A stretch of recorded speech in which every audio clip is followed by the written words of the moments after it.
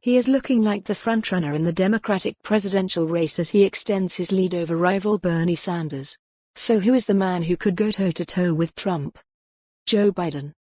Just 1 month ago, he was being written off after a poor performance in the New Hampshire primary, the first in a series of nationwide party primary elections to determine the party nominees for the presidential elections later in the year. He finished 5th and it seemed unlikely he would bounce back, but he has gone on to win a raft of primaries. To secure the nomination you require? A candidate needs the backing of 1,991 delegates. After winning Michigan this week, Biden so far has 820 delegates, while Sanders has 670.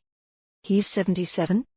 He will turn 78 on November 20th, 17 days after the U.S. election is due to be held. Trump will turn 74 in June and became president when he was 70, so is currently the oldest president in history. Biden, if elected president, would become the oldest commander-in-chief. The White House is at least familiar? The Pennsylvanian-born politician, first elected to the Senate in the 1970s, was vice president to Barack Obama from 2009 till 2017. He previously bid for the nomination ahead of the 1988 election, before withdrawing.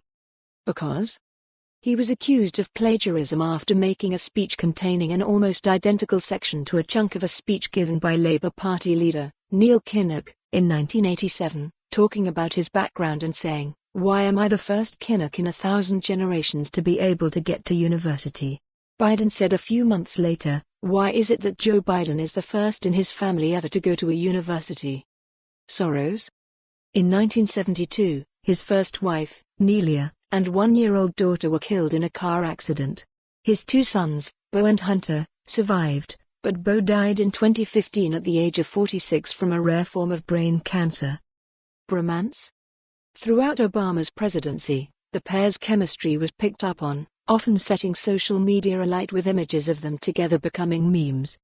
And just as they prepared to leave office in 2017, Obama surprised Biden by presenting him with the Presidential Medal of Freedom, saying he was the best vice president America has ever had, adding, "This also gives the internet one last chance to talk about our bromance." Straight talker? In a clash over gun control with a factory worker in Michigan earlier this week, Biden, furious at being accused of wanting to take Americans' guns away, told the worker he was full of and to not be such a horses. Trump? His most recent Biden tweet said simply, "I will protect your Social Security and Medicare, just as I have for the past 3 years."